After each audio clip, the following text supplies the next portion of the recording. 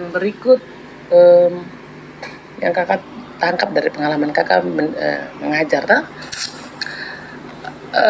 minat dan kebutuhan siswa untuk menulis cerpen ini kadang katong guru tuh memaksakan. Misalnya begini, memaksakan siswa harus menulis cerpen berdasarkan pengalaman pribadi. Padahal kadang siswa bisa menulis cerpen berdasarkan hal-hal lain, bukan dari dia punya pengalaman pribadi saja, tapi bisa berdasarkan hal-hal lain. Nah, tidak bisa katong paksakan ke siswa ini bahwa ini harus menulis cerpen pakai pengalaman pribadi, tidak. Tapi biarkan siswa melatih kebebasan dia menulis dulu menulis cerita pendek, lalu nanti guru mengarahkan bagaimana caranya menulis cerpen dari pengalaman pribadi. Tapi untuk siswa sekelas siswa SMP kelas 9 dong agak sulit karena pertama minat baca yang kurang, minat tulis juga kurang. Kemudian karena minat tulis itu dia kurang, itu karena diksi yang kurang.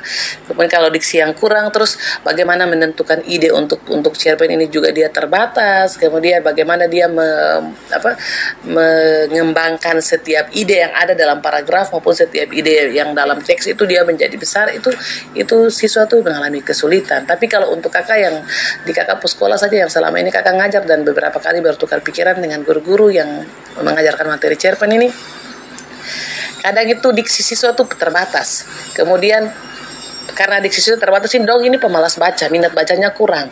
Lalu dari minat baca yang kurang ini membuat dong jadi minat untuk menulis, jangankan menulis cerpen, menulis puisi, menulis hal-hal yang pendek saja itu dia kurang. Nah, ditambah dengan guru yang tidak bisa melihat kebutuhan dan minat siswa, melihat gaya belajar siswa dan sebagainya, yang guru hanya mau ini seperti begini. Kade bilang seperti begini, jadi harus ketong selesaikan seperti begini. Tapi bagaimana guru mengarahkan siswa, jangan dulu langsung menulis cerpen misalnya.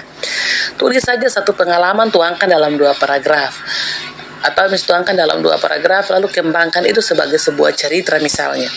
Cara guru mengantarkan siswa untuk masuk menulis cerpen itu juga itu jadi hambatan. Ada guru yang dia hanya ngajar tuh, iya lihat di buku langkah-langkah menulis cerpen dan kemudian kalian menulis cerpen. Sedangkan siswa-siswa ketong ini tidak bisa seperti itu. Walaupun siswa diajak untuk bernalar kritis, tapi setidaknya instruksi panduan yang dari guru itu harus betul-betul dia tepat sasaran sehingga siswa itu bisa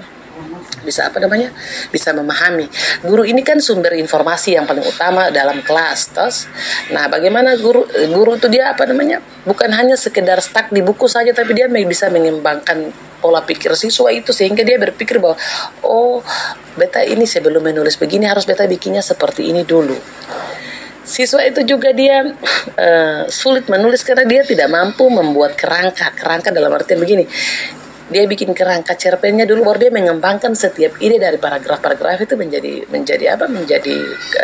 paragraf yang utuh, lalu paragraf cerita yang utuh, paragraf cerita pendek yang utuh. Itu juga kakak rasa itu juga sulit. Jadi pada intinya kesimpulannya yang kakak mau bilang saja begini, minat baca yang kurang, minat tulis juga karena minat baca yang kurang makanya menulis juga tidak bagus.